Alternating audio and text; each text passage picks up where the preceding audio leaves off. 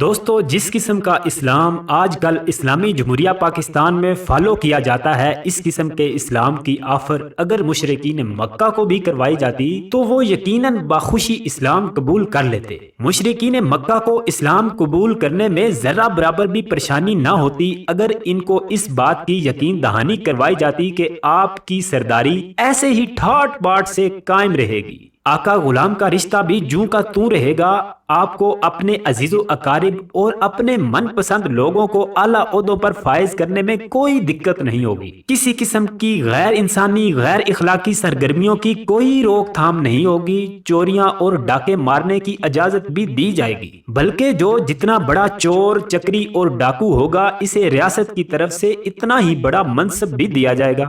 اور پھر سونے پہ سہاگا یہ کہ انصاف کی اعلیٰ عدالتیں اور ریاست کے تمام وسائل ان کی حفاظت کریں گے۔ یہ سب ایسی آفرز ہیں جو کہ اسلامی جمہوریہ پاکستان میں تمام کے تمام سیاسی لیڈران اور بیوروکریٹ افسران کو دستیاب ہیں۔ یہاں پر قائدین کا ہجوم ہے اور یہ سب کے سب جمہوریت کے محافظ ہیں۔ غور طلب بات ہے کہ پاکستان اسلام کے نام پر بنا اور 75 سال گزر گئے ابھی تک دینی معاشرہ قائم نہیں ہو سکا، اور 75 سال گزر گئے ابھی تک مسلمانوں کی ریاست میں اسلام نہیں نافذ ہو سکا۔ جمہوریت کے ذریعے دینی معاشرہ کیسے قائم ہو سکتا ہے؟ جمہوریت تو اکثریت کو اہم مانتی ہے، جبکہ دین تو یہ کہتا ہے کہ اکثر الناس لا یعلمون، اور پھر علم والے اور جاہل برابر بھی نہیں ہو سکتے، یہ اسلام کہتا ہے۔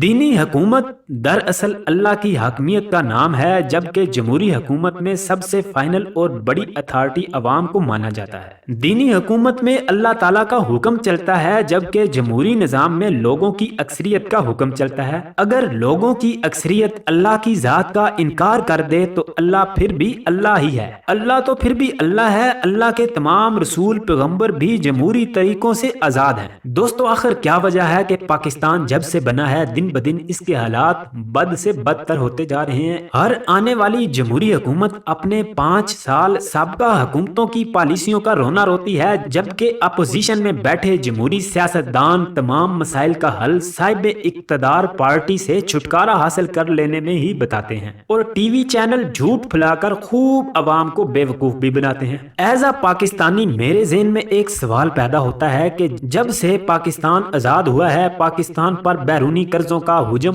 دن بدن بڑھتا ہی جا رہا ہے۔ اچھا چلو ہو سکتا ہے کہ سیاستدان IMF سے قرضہ لے کر عوام کو کچھ سہولتیں دیتے ہوں گے، لیکن پاکستان کی تاریخ میں مہنگائی کا ایک مسلسل طوفان نظر آتا ہے۔ انگریز کی پیداوار یعنی ڈیموکریسی جسے آپ جمہوریت کہتے ہیں، اس کے فتنے یا سائیڈ ایفیکٹ کو آپ کے سامنے رکھنا چاہتا ہوں۔ اس جمہوری نظام نے 75 سالوں میں پاکستان کو 2 جمہوری سیاسی خاندان یعنی کہ بھٹو خاندان اور شریف خاندان دیے ہیں۔ بھٹو خاندان کو دیکھا جائے تو ذوالفقار علی بھٹو ایک لیڈر تھے جن کے ساتھ جو حشر ہوا آپ سب جانتے ہیں، اور اب اس سیاسی خاندان کو آصف علی زرداری لیڈ کرتے ہیں، جن کے والد حاکم علی زرداری ایک مڈل کلاس بزنس مین تھے جنہوں نے میٹرک DC ہائی اسکول سے کیا۔ حاکم علی زرداری نے حیدرآباد اور کراچی میں سینما گھر بنائے اور فلم ڈسٹریبیوٹر کے طور پر کام کیا، ایک سندھی فلم سورت بھی پروڈیوس کی۔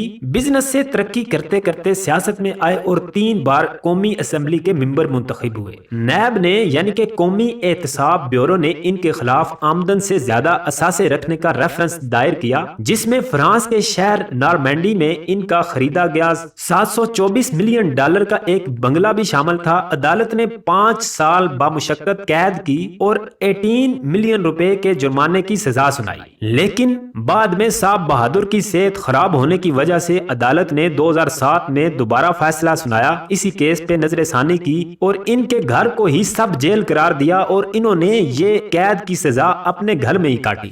پھر ان کے صاحبزادے آصف علی زرداری کی بات کی جائے تو وہ پاکستان کے 3رے نمبر پر امیر ترین شخص ہیں، جن کی دولت $2 بلین امریکی ہے۔ اگر پاکستانی روپوں میں اس کا حساب کیا جائے تو یہ 4 کھرب 29 ارب سے زائد کی رقم بنتی ہے، جبکہ ان کے صاحبزادے بلاول بھٹو کی دولت $30 ملین امریکی الگ سے ہے۔ یہ وہ دولت ہے جو میڈیا کے ریکارڈ پر موجود ہے، اس کے علاوہ اور بھی بہت سی دولت ہو سکتی ہے جو کہ کسی ریکارڈ میں شامل نہیں ہوتی۔ دنیا میں امیر لوگ ہوتے ہیں، اس میں کوئی بری بات نہیں، لیکن کسی نے کوئی سافٹ ویئر بنایا ہے، کسی نے کوئی چیز ایجاد کی ہوتی ہے تو وہ امیر بن جاتے ہیں، ریچسٹ پیپل بن جاتے ہیں۔ اور یہاں پاکستان میں سیاست میں آنے کے بعد لوگ امیر ترین بن جاتے ہیں، جبکہ اسی جمہوری نظام کا دوسرا تحفہ شریف خاندان ہے، جن کے والد صاحب میاں محمد شریف 1936 میں بہتر معاشی حالات کے موقع کے لیے لاہور آباد ہوئے اور ایک ہندو بزنس مین کی فیکٹری میں ایک عام ورکر کے طور پر کام شروع کیا۔ چند سالوں کے بعد میاں محمد شریف نے کچھ ادھار لے کر سٹیل کی ایک چھوٹی سی فاؤنڈری قائم کی، جس نے کچھ ترقی کی اور ذوالفقار علی بھٹو کے دور میں نیشنلائزیشن یعنی کہ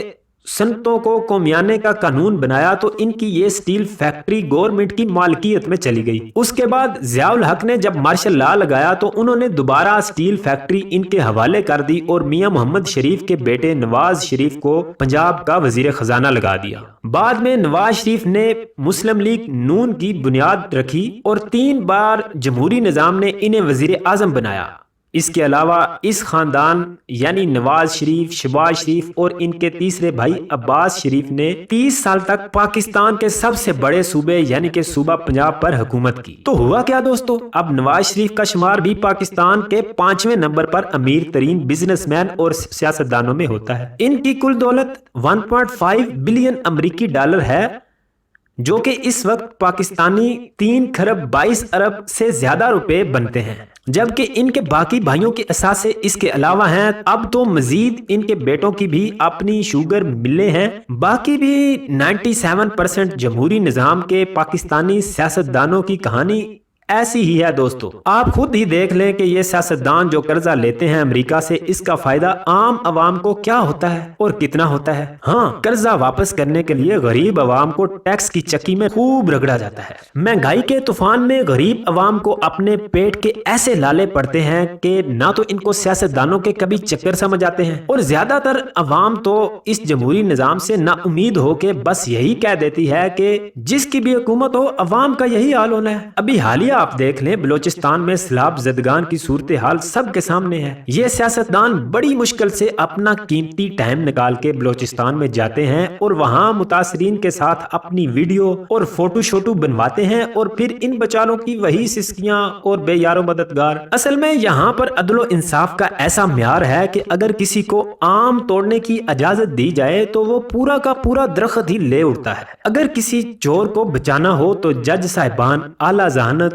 قابلیت اور قانونی پیچیدگیوں کو بروئے کار لاتے ہوئے چوروں کو، بڑے سے بڑے چوروں کو معاف کرا دیتے ہیں۔ دوستو، قصور سارا ان سیاستدانوں کا بھی نہیں، اصل میں ہم بھی ایک قوم نہیں، الگ الگ ہجوموں میں بٹے ہوئے ہیں۔ ہم پنجابی، سندھی، بلوچی، پٹھان، شیعہ، سنی، دیوبندی اور پتہ نہیں کیا کیا ہیں۔ بس ہم صرف ایک سچے مسلمان اور سچے پاکستانی ہی نہیں، شاید بحیثیت قوم ہم اسی ذلت اور رسوائی کے اہل ہیں جو ہمیں مل رہی ہے پوری دنیا میں۔ ہم بحیثیت قوم ایک عظیم مستقبل کا خواب دیکھتے ہیں، بلکہ پہلے بھی ہم علامہ اقبال کے خواب کی تعبیر ہیں، ایک ایسا خواب جو ابھی تک اپنی تکمیل کی تلاش میں ہے۔ ہم ہر قسم کے حالات سے سمجھوتا کر لیتے ہیں، ہم صرف انسانوں سے سمجھوتا نہیں کرتے۔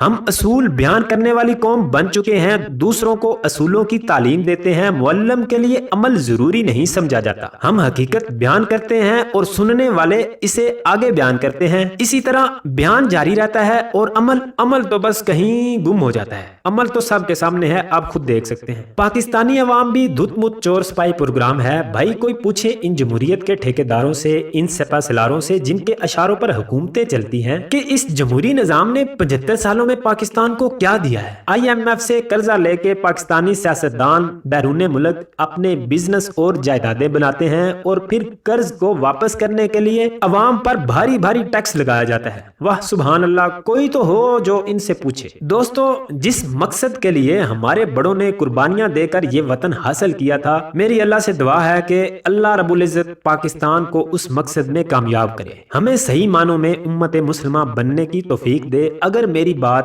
کسی کو بری لگی ہو یا کوئی ہرٹ ہوا ہو اپنے سیاسی قائد کو لے کر، تو ان سے میں معذرت چاہتا ہوں۔ دوستو، میرا یہ مقصد نہیں کہ میں آپ کو ہرٹ کروں۔ ایز اے پاکستانی، ایک پاکستانی ہونے کے ناطے سے میرے ذہن میں کچھ سوال پیدا ہوتے ہیں جو میں آپ سے شیئر کرتا ہوں۔ اگر آپ کو میری یہ ویڈیو اچھی لگی ہے تو آپ اسے لائک کریں اور دوستوں کے ساتھ شیئر بھی کر دیں۔ اپنا خیال رکھیے گا اور اپنے اس چینل کا بھی۔ اللہ حافظ۔